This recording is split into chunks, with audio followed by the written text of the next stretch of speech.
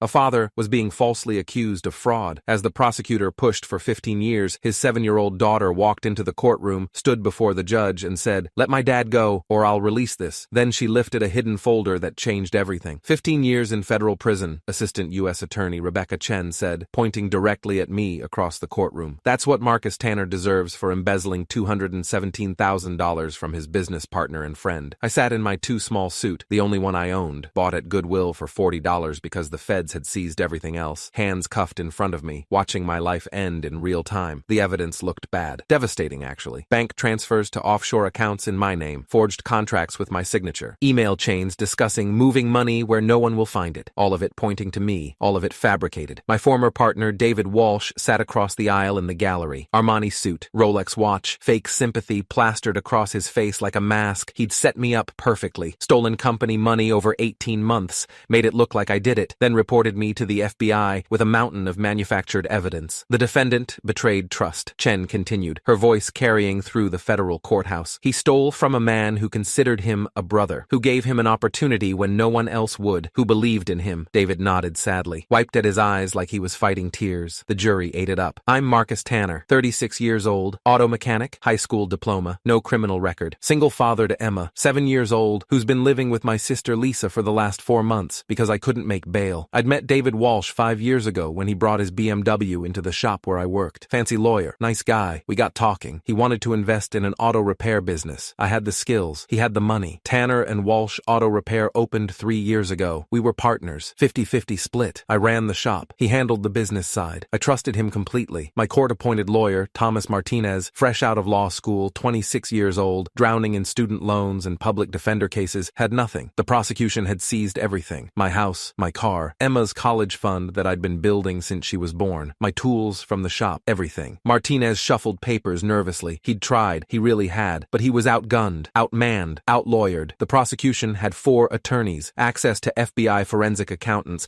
expert witnesses. We had Martinez and Hope. Hope was running out. Judge Catherine Brennan, 64 years old, appointed to federal bench in 2008, known for harsh white-collar crime sentences, looked ready to rule. Does the defense have anything further before I deliver my verdict? Martinez stood. Your Honor, my client maintains his innocence. The evidence is circumstantial. We believe, you believe wrong, Chen interrupted. The evidence is overwhelming. 47 separate transactions, falsified invoices, the defendant's own signatures, his fingerprints on the bank documents. This isn't circumstantial. This is ironclad. The courtroom doors slammed open. Every head turned. Emma walked in, 7 years old, 4'2", wearing her purple rain jacket, the one with the unicorn on the back that was 2 sizes too big, pink backpack, sneakers that lit up when she walked, hair in 2 braids that my sister had done that morning, soaking wet from the rain outside. Hey! The bailiff, Officer Rodriguez, 38 years with federal court security, moved toward her. You can't be in here. This is a restricted... She ignored him, walked straight down the center aisle like she owned the place. Every eye in the courtroom followed her. Jurors, attorneys, gallery, everyone. My heart stopped. Emma, what are you? She didn't look at me, kept her eyes locked on Judge Brennan. Let my dad go, she said loudly. Her voice echoed in the silent courtroom. The courtroom went silent. That complete, heavy silence that feels like pressure in your ears. Judge Brennan's eyebrows went up. Young lady, this is not appropriate. Officer Rodriguez, please escort, or I'll release this. Emma held up a red folder, the kind you get at Office Depot for $2.99. It was bulging with papers. A few people in the gallery laughed. A kid with a folder. How cute. How naive. David Walsh smirked. The prosecutor rolled her eyes. One of the FBI agents in the back row actually chuckled, but Emma didn't move. She stood there, rain dripping from her jacket onto the courtroom floor, shaking. I could see her hands trembling, but determined. Judge Brennan sighed. Sweetheart, I appreciate that you want to help your father, but this isn't how... What's in the folder? I asked quietly, loud enough for everyone to hear. Emma looked at me then. Her eyes were red. She'd been crying, but her jaw was set in that stubborn way that reminded me so much of her mother. Proof that Mr. Walsh is lying, she said. David's smirk faded. Just a little. Your Honor, this is ridiculous, Chen said. We can't allow a 7-year-old child to disrupt federal court proceedings. She's clearly been coached. I have the real bank records, Emma interrupted. She pulled out papers from the folder with shaking hands. Aunt Lisa works at Pacific Northwest Bank. She helped me print them because I'm too short to reach the printer. She walked toward the judge's bench. Officer Rodriguez moved to stop her, but Judge Brennan held up a hand. Let her approach. Emma climbed the 2 steps to the judge's bench and handed her the folder. Her hands were shaking so badly the papers rustled. The money didn't go to an offshore account in my dad's name, Emma said. It went to an account in Mr. Walsh's wife's name, Stephanie Walsh. The offshore account has her social security number, not my dad's. evidence. Judge Brennan's expression changed as she started reading. Her eyebrows drew together, her lips pressed into a thin line. And I have text messages, Emma continued, her voice getting stronger. From Mr. Walsh's phone company. Verizon sent them to me when I called customer service. I had to talk to 5 different people, but the last lady was nice and helped me. Mr. Walsh texted his wife about hiding money 2 weeks before he reported my dad to the FBI. The prosecutor stood up. Your Honor, I never saw any of this evidence. This is highly irregular. We need time to verify. Because you never looked, Emma shouted. Her voice cracked. Tears started streaming down her face. You believe Mr. Walsh because he wears expensive suits and my dad fixes cars. You didn't even try to find the truth. The courtroom erupted in whispers. The jury was leaning forward. Reporters in the gallery were frantically taking notes. Emma pulled out more papers. I also have the real contracts. My dad keeps copies of everything in boxes in our garage. He says you always keep receipts because you never know when you'll need proof. These, she held up copies of the prosecution's evidence, are fake. The signatures don't match. I checked with Mrs. Carmen Rodriguez at the public library. She used to be a document examiner before she retired. She showed me how to check. David was pale now, actually pale, sweating. And I have videos, Emma said, from the security cameras at Dad's shop. The DVR saves everything for 90 days. Mr. Walsh comes in at night after the shop closes. When no one's there, he's on Dad's computer, doing the fake transfers, making the fake invoices. She pulled out a USB drive from her backpack. It's all here, 6 different nights. The DVR has dates and times on everything. The courtroom exploded. Reporters scrambling, jury members talking, the prosecution team looking at each other in shock. Judge Brennan slammed her gavel. Order! Order in this court! Everyone went silent. The judge looked at David Walsh, really looked at him. Mr. Walsh, stand up. David stood slowly. His confidence was crumbling. His hands were shaking. The fake sympathy had disappeared, replaced by barely concealed panic. Judge Brennan reviewed the folder, page by page. Her face darkened with each one. She pulled out her reading glasses, read more carefully, compared documents. Her jaw clenched. Finally, she looked up. Bailiff, arrest David Walsh for fraud, perjury, obstruction of justice, and wire fraud. What? No! David backed away from his seat. She's just a kid. She's lying. This is coaching. Her father put her up to this. The bank records don't lie, Mr. Walsh, Judge Brennan said coldly. Neither do Verizon's text message logs, or security camera footage with timestamps and metadata. Officer Rodriguez grabbed David, spun him around professionally, cuffed his wrists behind his back. This is insane, David screamed as Rodriguez read him his rights. You can't believe a 7-year-old over me. I'm a partner at Morrison and Associates. I have a reputation. You have the right to remain silent, Rodriguez said calmly. I suggest you use it. Judge Brennan turned to the prosecution table. Ms. Chen, care to explain how your office missed all of this? Chen's face was red. Your Honor, we relied on the evidence provided by the complainant. We had no reason to believe. You had every reason, the judge interrupted. Due diligence, independent verification. These are basic prosecutorial responsibilities. You took the word of one man without conducting your own investigation. That's negligence at best, misconduct at worst. She turned to me. Mr. Tanner, you're free to go. All charges are dismissed with prejudice. The court apologizes for this travesty. My lawyer unlocked my cuffs. My wrists were raw. I'd been wearing those cuffs for 6 hours through the trial. I couldn't move, couldn't process, couldn't breathe. Emma ran to me. I caught her, pulled her tight against my chest. She was crying. So was I. Where did you always said keep receipts, Dad. She sobbed into my shoulder. So I kept all of yours. And when they took you away, I asked Aunt Lisa to help me. And she did. And Mrs. Rodriguez at the library. And the lady at Verizon. And everyone helped because they said what happened to you wasn't fair. I held her tighter. This impossible, brilliant, fierce little girl who'd just saved my life. David was still screaming as they dragged him toward the doors. I'll appeal. I'll sue. This isn't over. You'll never work again, Tanner. I'll destroy you.